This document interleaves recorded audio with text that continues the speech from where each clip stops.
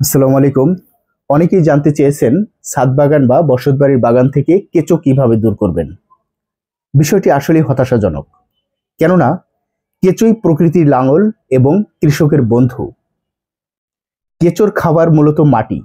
কেঁচো যখন মাটি খায় এবং মলত্যাগ করে, তখন এই মল গাছের জন্য গ্রহণযোগ্য অবস্থায় আসে।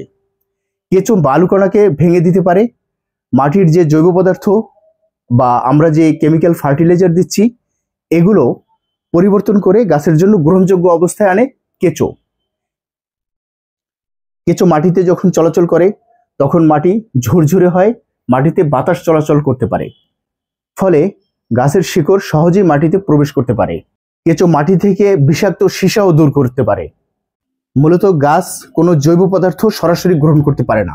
এই জৈব পদার্থকে ভাঙতে হলে কেঁচো বা ব্যাকটেরিয়া দরকার। এমনকি কেঁচোর কারণে মাটিতে উপকারী ব্যাকটেরিয়াও বৃদ্ধি পায়। দুঃখজনক হলেও সত্য, আজ প্রকৃতিতে প্রচুর পেস্টিসাইড ব্যবহার করার কারণে কেঁচোর পরিমাণ কমে যাচ্ছে। কাজেই এই কেঁচোকে বাঁচিয়ে রাখতে হবে।